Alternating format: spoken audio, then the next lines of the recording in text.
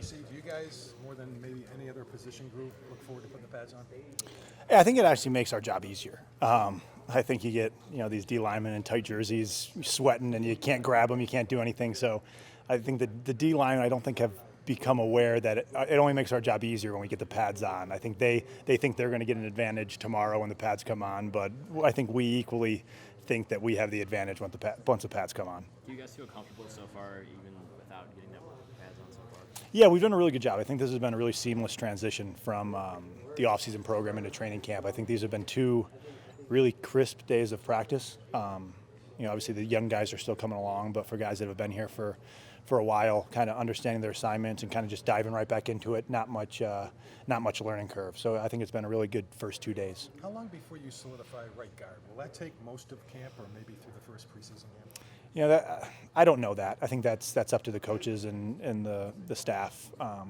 I think right now it's just who's going to separate themselves and play the best, and for the rest of the 4 guys, kind of getting used to all 3 of them who are going to be rotating in there and kind of get used to each person, and then sure that'll get settled sometime midway or whenever it is, and then you'll dial in with one person and get used to that person. But for right now, I think it's still really early, and everybody's going to get a shot and see who steps up to the table. When you saw Kyle last year, he spent most of it on the practice squad and got elevated late. It seems like a guy that's off the radar. All of a sudden, he's taking reps with the ones. Did you see something in him last year that said this kid's got a chance? Yeah, he's a real strong guy, real strong, powerful punch, and kind of has all the tools. Works hard, studies, learns. He does everything the right way. Just kind of grinds what you need to come up and work your way up in an offensive line room. So he's made the most of his opportunities, and I think he's going to continue to do that. JC, what kind of tandem has Hogan, Joby, and Richardson been to go up against from the offensive line? How dangerous do you think they can be? I think they're going to be really good. They work well together. They communicate well together of kind of the type of games and moves they want to do. And they're 2 really talented guys that can do a little bit of both, the power, the speed. So they've done really well. Obviously we're going to see with the pads come on what else they have in store. For now, you don't do too much bull rushing with no pads, so we'll start to get that feel as an offensive line of what Sheldon and Larry can do. Mike Daniels from Green Bay. Yep. He was here yesterday on a visit. Mm-hmm. We're waiting to see what happens, but what would he bring to that group we were just talking about? I think mentality-wise, I think is the first thing comes to mind with Mike. He's just got a tenacious attack mentality where he just goes, and that's been the way he's been since he was a young player, where he just every day attacked, whether it was meetings or with the weight room. I think he's got a great kind of leadership presence that he brings to any group. I think he'd be a great addition. He's a great just guy, great for the locker room, great human being. So, Of the guy who's playing next to whichever person they put at right guard, how has that rotation been for you? How have you worked with each individual guy and had to adjust? Yeah, no, we've gotten so much time during OTAs going with all 3 of the guys. Again, everybody kind of has a different set and a different feel and a different way to interpret calls. So you kind of have your own communication with all 3 of them of, if I call this, what are you thinking? You're just kind of getting on the same page. And then they don't do much rotating through in a single day. Each day is kind of their own, every guy gets a chance a day. So you kind of just get used to working with that guy all day, and then you start back over the next day with a new guy. So that hasn't been a problem for myself and for Hub. We know the fans are more excited this season. Are you more excited to start training camp because of the potential of this team? Yeah, I think you get excited, but there's so much work that needs to be done still. That the hype and the expectations, those are all nice things, but they don't mean anything right now to us, where there's still a long time to go before the first meaningful game gets played. There's a lot of things that can happen, and we're not close to a finished product yet of what we need to be to reach our expectations and what we expect of ourselves. So that's still, it's day 2 of training camp. There's still a lot of work and effort to be put in and figured out. So that's still a ways away before the excitement really comes to anything. Right now it's day 2 going into day 3, and tomorrow's going to be the first day in pads where everything starts becoming a little more real. But even after that, we still have a lot more time to go. When you look at this defense, What kind of potential do you think he has?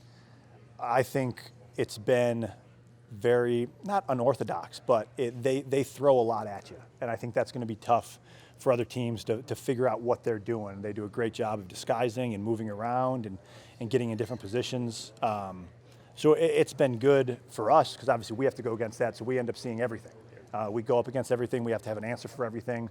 So they're not a team that's just going to sit in their base defense and just bring the same three. They're not going to just rotate three calls over and over again. They're going to keep throwing stuff at you and find where your weak spot is, and that's great for self-scout for us because we get to find out where our weak spot is as well before the games actually matter. So it's been really good going against a defense like that because it elevates both sides of the ball.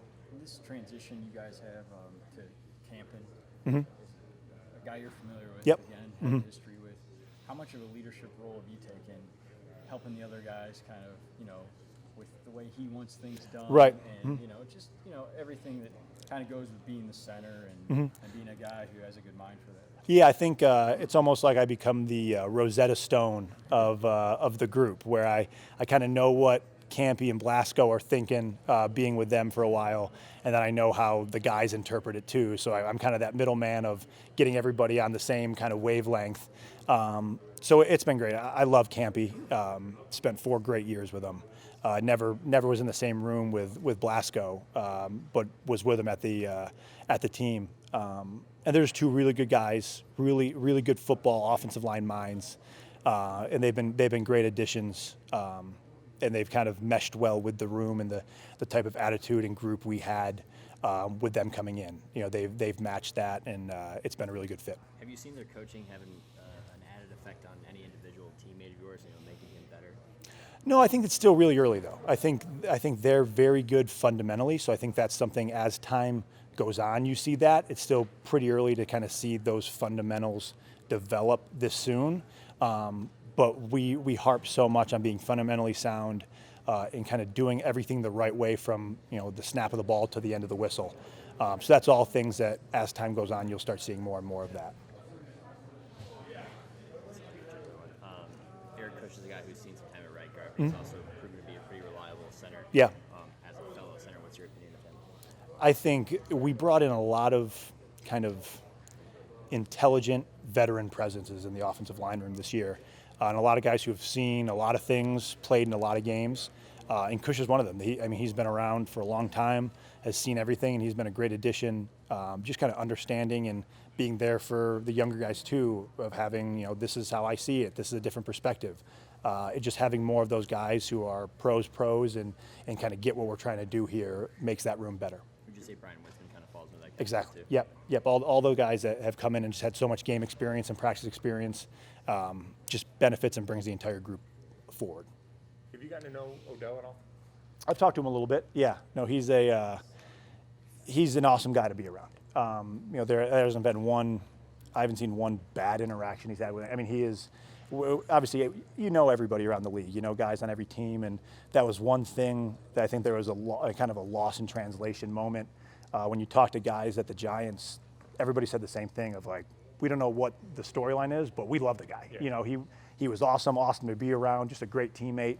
And that's the only thing we've seen here. He's been a great teammate, great guy to be around, talks to everybody, gets to know everybody, and he's been a class teammate. I mean, I've talked to you about like Aaron before, and people who don't know him have an idea about a guy. And I think when you're a celebrity like that, just like Odell, people get kind of preconceived notions. Has he kind of gone against what maybe your notions could have been if you just read about him? Right. Yeah, I think again the kind of the football player or the locker room perspective on him has been consistent around the league. Of he is a teammate first guy who'll do anything for his teammates, be there if you need him. And there's a lot of things kind of written about him in public, and that doesn't match up from how kind of guys in the locker room see him versus how the outside writes about him. Could I ask you about, I'm sorry, you may not have been done. Yeah, well, I mean, I think that's just the main point. He's always been a guy from where he started. When you talk to guys when they were there, he was like that, and here it's been the exact same way of what you were expecting from us, at least. I wanted to ask you about Batonio and what are the sort of things that make him a good player? Yeah, I think fundamentally sound, always in the right position, and he's gotten to the point now where he sees things happening before they happen. He's seen enough football and seen enough defenses that he understands what's going to happen before the ball snapped, which just makes everything easier. When you know, all right, this guy's going to slant inside, I don't need to overset here. And you just kind of see that stuff happen before it happens. So Joel's just a really smart guy, but also just football savviness. The technique is about as good as it gets. You've played different positions, so you would have a perspective on his position and what impact the left guard has on a game. In a nutshell, what is that?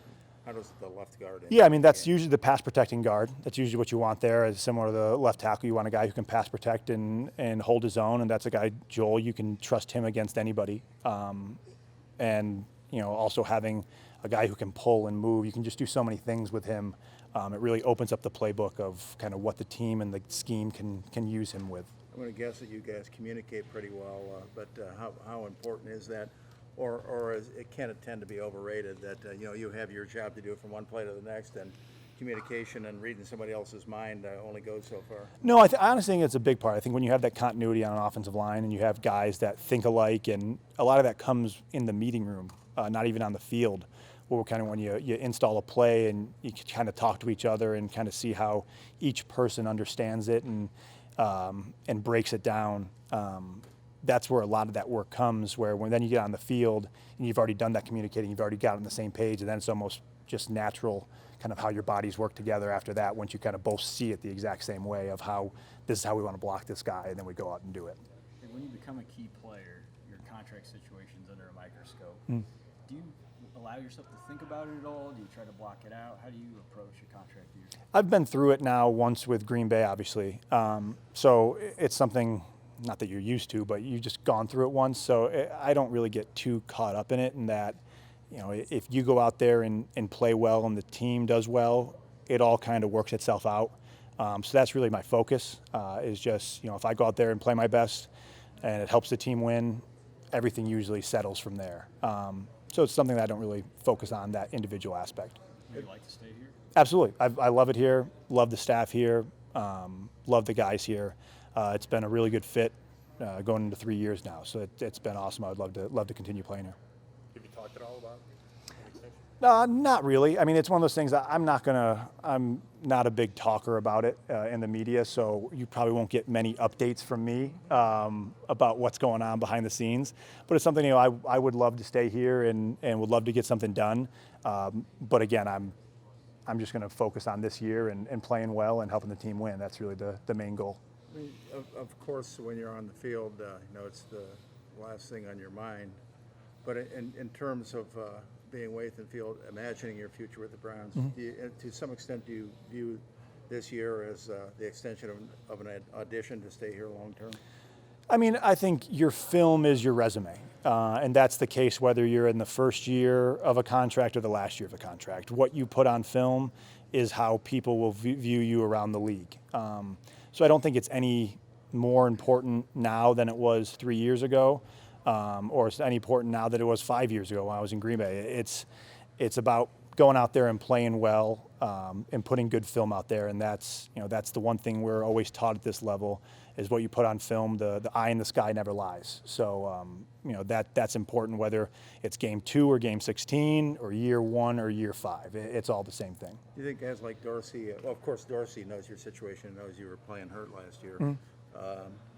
You just trust that people know what you were dealing with last year and will look through that prism when they view your film? Yeah, that's something I don't really worry about. I think I'm now focused on this year, and it feels you see the highlights pop up on Instagram of games last year, and it feels like it was 6 years ago. I mean, the time just churns so fast in this business that thinking about what went on last year, week 6 to now feels like it was forever ago.